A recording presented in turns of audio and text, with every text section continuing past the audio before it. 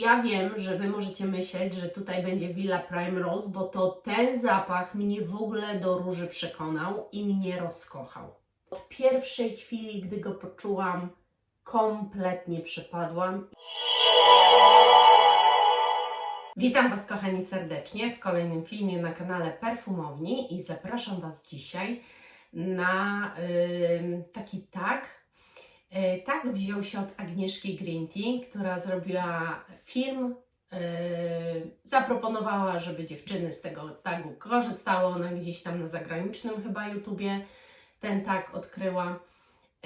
I ja postanowiłam się dołączyć do tego. Przygotowałam sobie tutaj wszystko i będę z tego korzystała. Także mam 30 kategorii i wybrałam najlepszy według mnie zapach wpisujący się w daną kategorię, który jest z mojej kolekcji, oczywiście według moich preferencji. Jest to bardzo subiektywne, a jeżeli macie ochotę, to zabawcie się w to razem ze mną. Może nie 30 kategorii, chociaż wiem, że i takie kamikadze niektóre z Was są, ale przynajmniej kilka kategorii sobie wybierzcie i napiszcie swoje the best of the best w danej kategorii. Zapraszam. Żeby nie wyciągać z tej mojej szafy 30 zapachów, no to stwierdziłam, że po prostu przysiądę się do niej i będę wstawała po każdy jednorazowo zapach, który w danej kategorii wygrywa, odkładając go później i nie musieć później sprzątać pół godziny tego, co się tutaj nawyprawiało. Także zaczynamy, bo pierwszą kategorią jest wanilia. I jeżeli mnie oglądacie dłuższy czas, to wiecie, że to był mój konik. Ja wanilię kochałam, ale bardzo dużo się w tej kategorii zmieniło. Myślę, że kiedyś to wybrałabym pewnie Dolce & Gabbana D1, bo to była moja wanilia najukochańsza, którą do dziś zresztą w kolekcji mam. Ale dziś moją ukochaną wanilią jest ta od marki Bibbi Vanilla Factory. Ja po prostu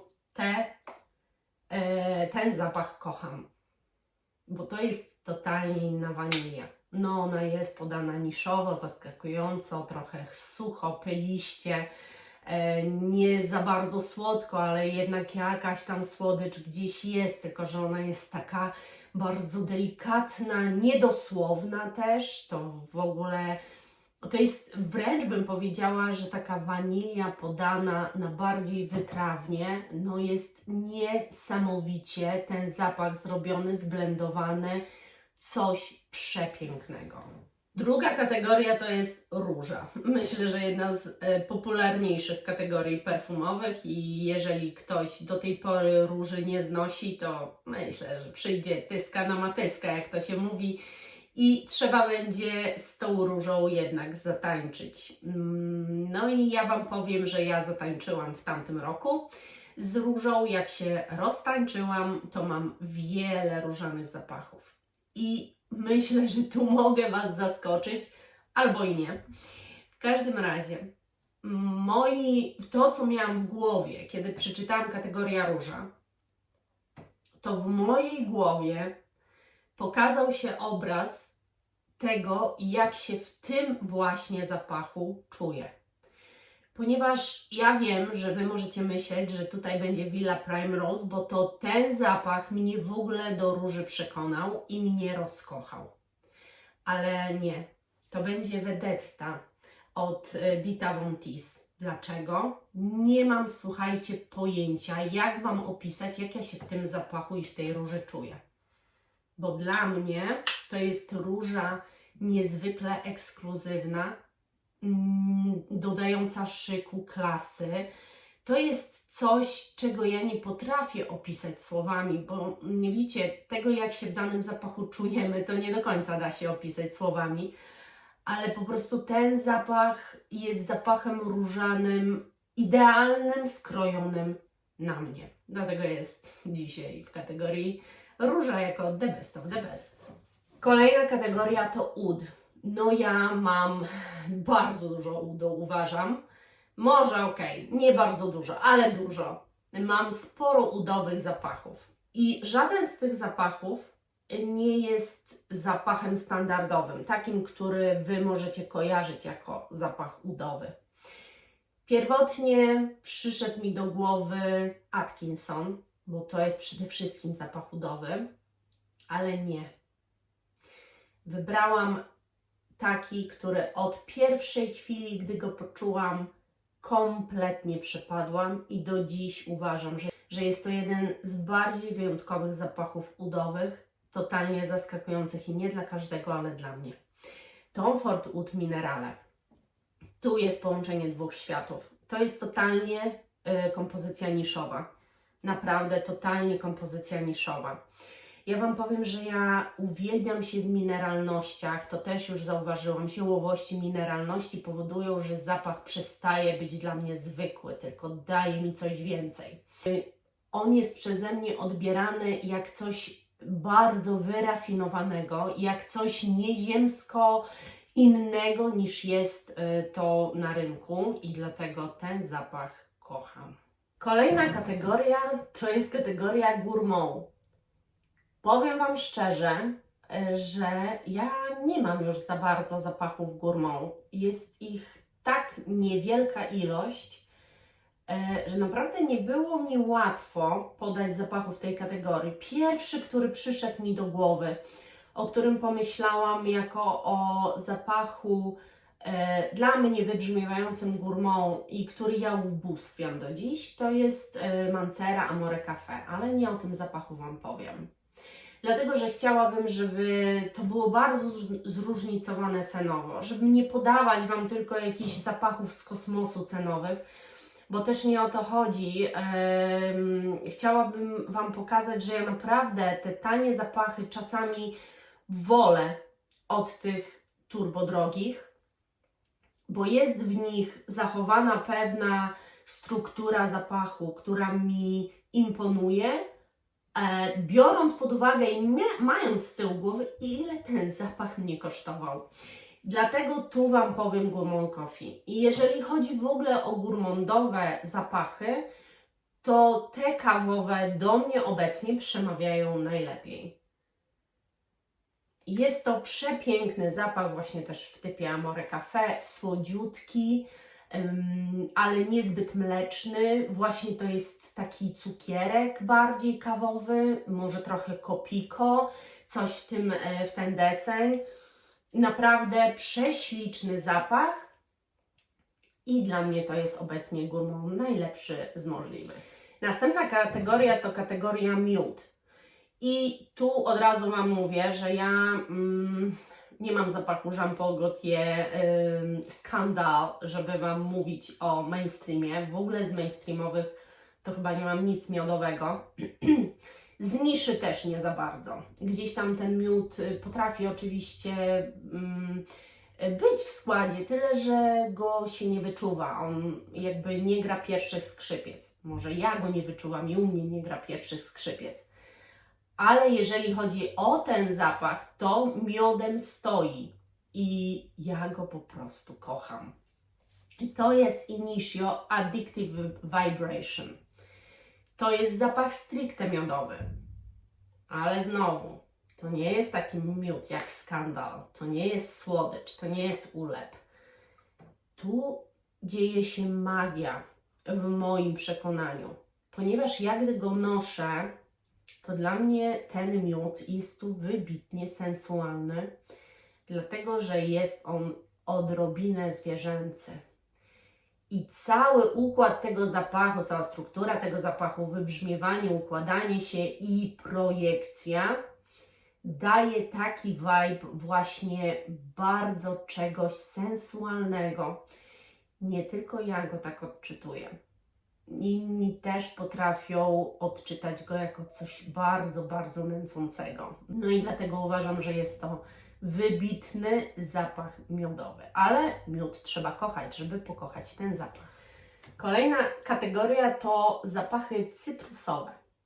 Jeżeli chodzi o zapachy cytrusowy, to jest jeden, jedyny możliwy u mnie zwycięzca i myślę, że nikogo nie zdziwię, jeżeli pokażę tu buteleczkę Blue Talisman, bo od Ex Nihilo, ponieważ no, dla mnie jest to najlepszy cytrus, jaki w ogóle może być, ponieważ to nie jest dla mnie zwykły cytrus.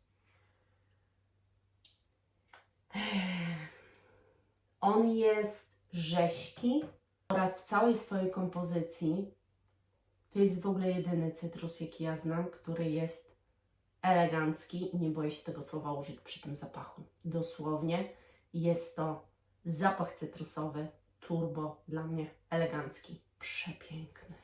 Zapach całoroczny i tutaj słuchajcie, 90% moich kolekcji to są zapachy całoroczne. Naprawdę z pełną odpowiedzialnością to mówię. I jakie warunki ma spełnić zapach całoroczny? Taki, który się nie zmienia w zależności od pogody, taki, który zawsze pachnie tak samo, który nam się świetnie nosi, który nas nigdy nie przydusza albo nie jest zbyt wątły na dane temperatury. I ja mam taki zapach i tu znowu pójdę w coś tańszego, bo mogłabym oczywiście Wam podać, nie wiem, zapach za 1500, który spełni się w tej kategorii, ale nie o to chodzi. Chodzi o to, żeby naprawdę wybrać takie zapachy, które mieszczą się w budżecie większości. Moim zdaniem Dolce & Gabbana Q mieści się w budżecie większości i naprawdę uważam to zapach za całoroczny. Dla mnie tu nie ma nic, co mogło, to też jest zresztą zapach cytrusowy, ale też drzewny moim zdaniem. Dla mnie tu nie ma nic, co przeszkadza. On nie jest zapachem, który się zmienia, ewoluuje. Zresztą większość zapachów mainstreamowych nie ma tej formuły takiej, która bardzo by nas zaskoczyła po kilku godzinach, bo się zmieni, albo wręcz po kilku minutach, jak potrafi tak być z niszą. Też nie każdą, ale jest taka nisza, która potrafi nas zaskakiwać. Tu nie. Ale tego też się wymaga może troszkę od zapachu całorocznego.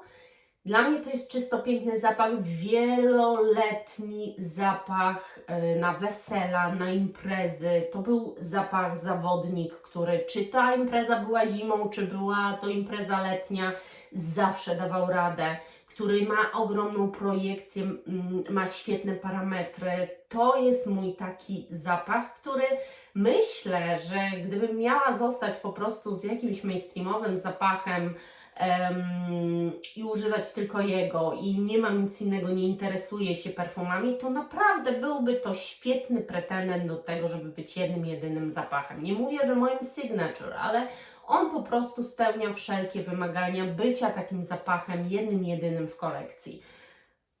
Dlatego wybrałam Dolce & Gabbana Q. Kolejna kategoria to tuberoza. No i tutaj był ogromny problem. Ja generalnie mam zapachy białokwiatowe, ale bardziej zauważyłam, że stojące kwiatem pomarańczy, ewentualnie jaśminem, ale już nie do końca tuberozą. Pozbyłam się tak naprawdę większości z zapachów tuberozowych, bo przestała mi leżeć ta guma balonowa, ta słodycz. I powiem Wam, że ten zapach ja wyciągnęłam, no jakieś takie były wyższe temperatury i bałam się, że on mnie przydusi, zadusi i tak dalej. Ale właśnie nie, bo to jest tuberoza, która nie przydusza. To jest tuberoza, która ma ogromne parametry, jak to tuberoza, ale jest w tym wszystkim świeża, wręcz bym powiedziała z takimi troszkę nawet zwierzęcymi tonami. To nie każdemu może pasować, ale mi pasuje wybitnie. I Dali Ma Victoire właśnie jest zapachem tego typu. To jest zapach stricte tuberozowy.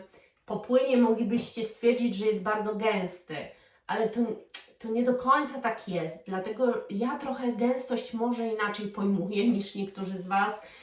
On jest mocnym zapachem, ale nie zawiesistym. Tak jak mówię, ta tuberoza jest tu mimo wszystko podana dosyć świeżo. To jest zapach kontrastów, czyli czegoś mocnego, ale jednocześnie bardzo świeżego i takiego nieotulającego, nie duszącego i nie przytłaczającego, bo wydaje mi się, że właśnie trochę bardziej zwierzęcego. Piękny moim zdaniem zapach, jeżeli chodzi o moją kolekcję, jest to tuberoza The Best of the Best. No i teraz przejdziemy przez 4 kategorie, myślę dla nikogo nie dziwne, a mianowicie kategoria wiosna. Zaczynamy. Jeżeli chodzi o wiosnę, to gdybym miała jeszcze w swojej kolekcji zapach Cadel Brume de Mai, to on byłby tutaj na pewno. Ale ponieważ nie mam, a jest taki zapach, który zawsze wyciągam wiosną, który uwielbiam od lat, może nie mówię o nim za dużo, ale bardzo, bardzo go lubię. A chodzi o Bombshell Victoria's Secret. No tak, nie spodziewaliście się. Ale ja naprawdę lubię te słodkie kwiaty. I zawsze go wyciągam wiosną. To jest wręcz z automatu. Zaczyna się wiosna, ja sięgam po Bombshell. On ma ogromne parametry. Nieziemsko projektuje. Jest ulubieńcem większości dziewczyn, bardziej dziewczyn niż kobiet. Ale ja potrafię być nadal dziewczęca. Mam w sobie pewną dziecinność też, infantylność i takie zapachy moim zdaniem w mojej kolekcji zawsze się odnajdą i to jest właśnie dla mnie wiosenna bomba. Kategoria lato. Tutaj jest jeden, jedyny możliwy zwycięzca, dlatego że ja się rozkochałam w tym zapachu i nie będę przedłużać. Po prostu Flower Power i Bizot, Ramon Monegal. I tu jest wszystko w butelce, co ma być i co krzyczy do mnie lato. Po prostu musicie spróbować tego zapachu. Jest po prostu boski i naprawdę to jest lato zamknięte w butelce. Zapachem najbardziej jesiennym, jaki mam w kolekcji i to przez jedną szczególną nutę, która się w nim znajduje, to jest Frustration od Etat Libre d'Orange. Dlaczego? Bo jest tu kasztan. Z czym kojarzą Wam się kasztany? Bo chyba z jesienią. I moim zdaniem tu ten kasztan naprawdę czuć. To nie jest tak, że jest tylko wpisane w nutach, ale faktycznie jest w jakiś sposób odzwierciedlony zapach kasztana, a kasztan nie ma zapachu. Ale wiecie, o co chodzi? Przez to, że tak bardzo nasza głowa to tak odczytuje, moja głowa to tak odczytuje, to jest w nim wszystko. Spadające liście, właśnie kasztany, jest ta aura, jest też tutaj takie przytulenie. Idealny, po prostu 100% jesieni w butelce. A zapachem zimowym, the best of the best, będzie to zapach mój. Mój ukochany. Wiecie jaki? Initio Narcotic Delight. No, nie może być inaczej. Dla mnie to jest po prostu słodki, wiśniowo, nawet czasami tą wiśnię czytam jak śliwkę. No więc owocowy zapach, zawiesisty, gęsty. Boże, to jest piękno w butelce. To jest tak cudowny zapach. Ja jak wącham go w korku, nie wiem, ja nie umiem inaczej. To jest mój zimowy must have. Zresztą to jest już druga butelka. Następna kategoria to piżmo. Jeżeli mówimy o piżmie, to tego trochę w kolekcji mam. Nie zawaham się użyć. Wybrałam zapach piżmowy, który naprawdę jest inny niż wszystko. Jest bardzo oryginalnie zrobiony, pokazana inna strona piżma. Jest to zapach też z ogromnymi parametrami, ale mimo wszystko nieduszący. No i wybrałam Maison Crivelli Masque Nourasana. Tak, między Mask Therapy a Masque Nourasana się wahałam, ale wiecie co? Tu jest wyjątkowość pewna, taka niepowtarzalna, której nie ma w żadnym innym zapachu piżmowym. I po prostu za to, ojejku, za to ten zapach kocham. Ja mam wrażenie, że nawet tu jest jakaś taka odrobina metaliczności w nim i kocham. Następna kategoria to była kategoria tropikalna. Agnieszka tę kategorię zmieniła na zielone, bo tropikalnych zapachów nie ma, ale ja mam. I powiem o zapachu tropikalnym, bo the best of the best z zapachów tropikalnych, jakie mam, to jest zdecydowanie Kinetic Nell, bo on jest słodko-tropikalny, To jest jak taki, słuchajcie, koktajl z tropikalnych owoców, takich mocno zblendowanych, bardzo gęsty jest ten koktajl. Niesamowicie słodki, od tych owoców tropikalnych nie czujecie dosładzania jeszcze czymś. I on jest po prostu pyszny i jednocześnie trochę jakby orzeźwiający, ale przede wszystkim jest słodki, pyszny, taki chce się normalnie aż te owoce jeść kilogramami. Taki jest właśnie Neo od Kinetic. Następna kategoria to jest kategoria zapachy seksowne. Ja uwielbiam, jak wiecie, te kategorie i w ogóle zapachy w tej kategorii i mam mistrza nad mistrzami. To jest mój najnowszy nabytek i też nowość 2026, a mianowicie Nustus Milano 3AM, czyli Milano nocą, że tak powiem. To jest, słuchajcie, to jest nieziemski zapach. To jest zapach niezwykle seksowny. Jest stworzony po prostu na randki. Jest to zapach tak pobudzający w określony sposób, że ja bardziej niczego nie mam. Kiedyś bym Wam podała Agent Provocateur, pewnie Fatal Intense, ale dziś nie.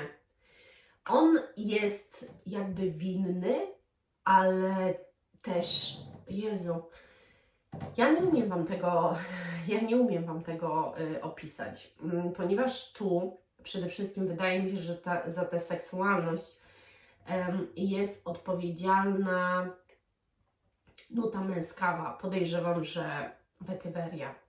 Kiedyś przeczytałam taki artykuł i to było, słuchajcie, dobre 20 lat temu i to mi utkwiło w pamięci i mało tego, zawsze się przyglądałam kobietom pod tym kątem, co przeczytałam. Przeczytałam kiedyś mianowicie takie badanie, że najpiękniejsze kobiety, takie, które mają wyjątkowo piękne rysy twarzy, to są te, które są podobne do ojców i mają wiele cech męskich. Żeby kobieta właśnie była taka naprawdę śliczna, to dobrze jest, kiedy jest podobna właśnie do ojca i w ogóle ma wiele jego cech. I słuchajcie, coś w tym jest. Naprawdę, tak jak ja się przyglądam ogólnie kobietom, to coś w tym jest. I tak pomyślałam o tym zapachu, że przez to, że ta lekka nuta męskawa tu jest, to jakby podbija ona tę seksualność tego zapachu. Zapach jest po prostu wybitnie dla mnie seksualny i jest topką.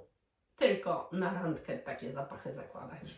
A następna kategoria trochę dziwnie, po seksualnej do spania. A nie dziwnie, to by się tak składało. Następna kategoria to do spania i do spania najlepsze jest Piżmo Mar Blanc od Nustus. Od Nustus, zaskoczenie? Nie sądzę. Wspaniałe piżmo z irysem. Cudowne, kremowe, bardzo uspokajające do snu i w ogóle ten zapach wręcz, nie chcę powiedzieć, że usypia, ale no ma aurę, która temu sprzyja, a nie wręcz przeciwnie, co moim zdaniem jest dosyć ważne jednak. Kolejna kategoria to łatwe w noszeniu i tutaj normalnie podałabym Wam haute couture, ale jest coś tańszego, co w ostatnim czasie po prostu zawładnęło mną, a ponieważ zawładnęło mną w ostatnim czasie, no to Wam o tym powiem. Zara Soft Sweater. No po prostu tego typu w ogóle zapachy, które są właśnie takie dzianinowe, że tak powiemy, odzieżowe, bardziej w takim odbiorze, to mam wrażenie, że dla mnie to są najłatwiejsze zapachy do noszenia, oprócz piżma. Ale piżmo kategoria była, więc zamknijmy na razie tę kategorię. To jest naprawdę dla mnie najłatwiejsze wonie do noszenia. Ubieram, idę i czuję się w nich świetnie. Kolejna kategoria to ładna butelka. I tutaj mam wiele ładnych butelek. Generalnie w tej kategorii nigdy nie wygra mainstream, bo na ogół są przystosowane do jakichś reklam, mają albo dziwne korki, albo w ogóle jakieś dziwne, wygięte kształty, co nie do końca mi leży. Najpiękniejszym dla mnie, najpiękniejszymi flakonami, jakie w ogóle są, to są flakony marki Anomalia. Jest wiele pięknych flakonów, ale tych według mojej opinii nie bije nic na głowę. Dlaczego? To jest taka forma kryształu. I nie wiem jak Wy, ale jak ktoś się urodził w latach 70. czy 80., to z kryształami jest za pan brat, bo w domu każdy, myślę, że większość kryształy miała i mi się one zawsze podobały. Ja wiem, że niektórzy nie lubili tych kryształów w domach, ale mi się one zawsze podobały i wszystko, co z kryształem jest związane, mi się zawsze, mam wrażenie, że spodoba. To jest tak przepiękny flakon, że nie mam słów. Tu ten korek jest nawet idealny. Kolejna kategoria to jest tytan trwałości. I mam wiele tytanów trwałości.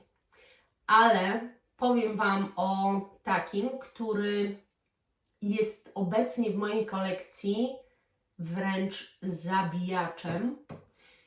To jest zapach chyba nieliczny, który na skórze utrzymuje się kilka dni. Nie na ubraniach, na skórze. Nie możecie go zmyć. I to jest Giardini di Toscana, oczywiście Verde Respiro. No ten zapach wżera się tak w skórę, tak mocno na niej siedzi, że mimo, że się szorujecie, to naprawdę 2 do 3 dni ja czuję ten zapach na sobie. To jest taki tytan trwałości i projekcji też, ale przede wszystkim trwałości, że jeżeli szukacie czegoś takiego i lubicie raz się popsikać na 3 dni, to Giardini Wam to da. Kolejna kategoria to jest kategoria bursztyn. Zapachy ambrowe, bursztynowe, to jest kategoria, w której ja nie mam nie wiadomo ile propozycji, ale coś tam mam. Ale mam na pewno i przede wszystkim mam zwycięzców zapachu ambrowego. To jest zapach nieziemski, od razu Wam mówię i bardzo często Wam o nim mówię. Ambre Chromatic od Maison Crivelli to jest po prostu mistrz. To jest mistrz ambrowych zapachów. Jeżeli ktoś jeszcze go nie zna, to spróbujcie go sobie, bo to jest naprawdę fenomenalny, cudowny, otulający, odrobinę słodki zapach ambrowy. Następna kategoria to kobiece. I jeżeli chodzi o tę kategorię, no to piżmo na przykład też jest kobiece, ale wiadomo, że o nim nie będę mówić. Jest taka kategoria zapachów, które uważam za wybitnie kobiece i nie do końca dobrze mi brzmią na mężczyznach. I przede wszystkim chodzi o zapachy typu pudrowego. Trochę słodsze, ale pudrowe. I ja mam takiego przedstawiciela jak Frank Boclet Orchid. Najcudowniejszy pudrzak na planecie. Mam wrażenie, że to jest po prostu kwiatowy, pudrowy, idealnie kobiecy zapach. Dla mnie najbardziej kobiecy, jeżeli chodzi o te w ogóle wszystkie pudrowe zapachy. Nie stojący żadną lawendą, jak w przypadku Mon Guerlain, gdzie niektórych ta lawenda u niektórych się ta lawenda tam wybija i nie do końca dobrze brzmi. Tu takiej sytuacji nie ma, to jest stricte kobiecy moim zdaniem zapach, chociaż jest uznawany za unisex. No panowie, nie widzę Was w tym zapachu. Następna kategoria to jest romantyczne. Każdy z nas inaczej ten romantyzm widzi. Dla mnie generalnie piwonia jest na przykład kwiatem romantycznym. Ona jest taka, wiecie, pełna. Oczywiście róża też, ale piwonia jest taka ogromna, taka pełna. Ten kwiat taki jest mięsisty, jest jej tak dużo i no, wydaje się, że po prostu kwintesencja kobiecości. Ale dla mnie też jest drugi kwiat, który jest wybitnie romantyczny. I nie wiem, może się ze mną nie zgodzicie. Myślę, że wiele z Was się ze mną nie zgodzi. Ale dla mnie takim kwiatem jest jaśmin. Niezwykle romantyczny. Jaśmin mi przywołuje takie upojne wieczory, takie, kiedy właśnie jesteście w ciepłych krajach i ten jaśmin kwitnie. I kiedy on jest, ta słodycz jego wręcz jak woalka otacza Was, kiedy przechadzacie się wieczorem ulicami. No dla mnie romantyczny jest ten jaśmin. I Aurora, La Nuit Parfum. Jezu, niezwykle romantyczny zapach. Bo tu nie jest tylko jaśmin. Tu ogólnie cała kompozycja jest stworzona tak, żeby ten jaśmin nie był tym upojnym, tylko był taki wyważony, bardziej zielony, nie do końca dojrzały. I wydaje mi się, że tu poszło to bardzo na plus, że właśnie tak utworzona i ukręcona kompozycja jest wybitnie romantyczna. No ten zapach, to jest po prostu przepiękne. A teraz femme fatale. To jest kobieta, która z premedytacją nęci innych. I takim zapachem, który z premedytacją według mnie nęci innych, jest The One od Dolce & Gabbana. Nie był w zapachach waniliowych, ale znalazła się kategoria, w której mogę o nim powiedzieć. No tak, dla mnie niestety, bądź stety, jest to bardzo nęcąca wanilia i taka bardzo przyciągająca. I przez wiele lat był to mój randkowy zapach. Głównie na randki go ubierałam, bo widziałam, że no fajnie wpływa na płeć przeciwną. Dlatego jeżeli dla mnie to jest właśnie taki trochę femme fatale. Chcę, zanęcę, ale porzucę. Wiecie, o co chodzi. Następna kategoria to klon. I jeżeli chodzi o klon, to zdecydowanie Lattafa The Kingdom jest najlepszym klonem, jaki ja mam. I to jest klon The Wedding Santal Kayali. Przepiękny. Dla mnie się podoba bardziej niż Kayali. A Kayali też mam. Proszę bardzo, mniejszą pojemność, ale mam. Tak, dla mnie ten jest słodszy od tego. Ten jest taki mniej słodki, bardziej wyważony, mam wrażenie. I chyba dlatego tak mi przypasował. No i zdecydowanie lepiej na mnie siedzi niż Kayali. Kategoria drzewne. W tej kategorii mam bardzo dużo zapachów, bo ja lubię zapachy drzewne. Kiedyś nie, a dziś lubię. Ale lubię drzewo szlachetne. I taki zapach wybierałam. Najszlachetniejszy, najbardziej elegancki, jaki mogłam z zapachów drzewnych. Czy kogoś to dziwi, że pokazuję frapę Bois Blanc? Bo mnie nie. Ja nie znam bardziej szlachetnego zapachu drzewnego od tego i 100% drzewnego, bo to jest naprawdę zapach ukręcony wokół drzewnych nut. Cudowny. 26. kategoria to przyprawowe i tutaj zdecydowanym zwycięzcą jest zapach Kenzo L'Elephant i nie ma możliwości, żeby to był absolutnie inny zapach, bo bardziej przyprawowego i pięknego zapachu ja nie znam. Dlatego, że są ciepłokorzenne, ja mam sporo ciepłokorzennych zapachów, ale ta ciepłokorzenność jest tak zblendowana, że Wy nie do końca wiecie, czy to jest taki przyprawowy zapach. Tam, nie wiem, na przykład czujecie jakiś pieprz albo gdzieś kardamonu trochę. A to jest zbitek wszystkich przypraw, też goździka, wszystkiego i tak naprawdę tu czujecie taki vibe piernikowy, taki mocno przyprawowy, bo piernik jest mocno przyprawowy.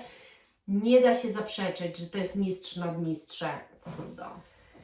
Kategoria 27 to jest kategoria świąteczna. I wiecie, co Wam powiem? Podeszłam do tego totalnie inaczej, myślę, niż wszyscy. Bo świąteczna to nie jest tylko Boże Narodzenie. Świąteczna to jest świąteczna. Święta mamy różne. Wielkanocne, Boże Narodzenie, 3 maja, czy tam 1 maja. Świąt mamy dużo. Świętować można też urodziny, imieniny. To też są czyjeś święta. Więc gdybym miała powiedzieć o po prostu zapachu świątecznym, czyli takim naprawdę, który świątecznie traktuję i który zakładam na takie okazje, to bezsprzecznie Dia 40 od Amouage. Ja głównie w świąteczne dni nakładam ten zapach, bo tylko wtedy mam takie poczucie wyjątkowości, a on jest dla mnie niezwykle wyjątkowy i elegancki. Te aldehydy tu po prostu robią taką magię. To, jak ja się czuję wtedy, jak to mi wszystko gra i pasuje. Ja czuję się wtedy taka bardzo wyrafinowana i to jest zapach 100% świąteczny dla mnie. Kolejna kategoria, 28, już zbliżamy się do końca, to jest, słuchajcie, ikoniczne. I tutaj bezsprzecznie w mojej całej kolekcji najbardziej ikonicznym zapachem jest jednak Baccarat Rouge Extrait 540 Extrait. No niezaprzeczalnie jest to zapach, muszę powąchać zawsze. Niezaprzeczalnie jest to zapach po prostu ikoniczny. Co to się mam rozwodzić? Baccarata każdy zna. Przedostatnia kategoria to kategoria mroczne. I wiecie, ja nie jestem mroczną osobą, to i za bardzo zapachów mrocznych nie mam, ale jest jeden zapach w mojej kolekcji, który definitywnie jest odbierany przeze mnie i w ogóle opiszę Wam ten zapach. To jest zapach zamku, bardzo zimnego, nieogrzewanego, gdzie czuć metaliczność posadzek wręcz. Czuć beton, w sensie nie zapach, tylko taki chłód tego betonu, gdzie jest taka ogromna przestrzeń, wręcz echo, a z drugiej strony wchodzicie za moment do komnaty ogrzewanej kominkiem, w której jest po prostu gorąco. I tak bym opisała ten zapach. A że zamki dosyć mrocznie mi się kojarzą, to Xerjoff Duran Duran też. Przepiękny jest to zapach. To jest zapach tak też przyprawowy, ale nie aż tak turbo przyprawowy jak właśnie Kenzol Elefant, ale ta przyprawowość jest podana właśnie w taki sposób dla mnie dosyć mroczny, bo właśnie zamki mi się tak kojarzą. I ostatnia kategoria to na plażę. No na plażę to zależy gdzie. Ale generalnie tak jak czuję i jak myślę o plaży, czyli w jeden główny sposób ciepłym piasku i ciepłym morzu, to jednak Casa di Capri zdecydowanie jakoś tak mi przywołuje to. No ja bym na plażę nałożyła po prostu Nostu z Casa di Capri. Dla mnie to niewymownie jest w ogóle zapach na plażę. No pierwsza myśl jaka mi przychodzi, że mam założyć coś na plaży, to jest właśnie ten zapach, więc definitywnie w tej kategorii the best of the best. Skończyliśmy. Udało nam się przejść przez 30 kategorii. A przez ile kategorii przeszliście Wy, które wybraliście jako te, żeby się podzielić ze mną, które zapachy u Was zwyciężają, a może dowiem się czegoś nowego. Cały czas czytam Wasze komentarze i spisuję sobie na listę to, co Wy mi wypisujecie.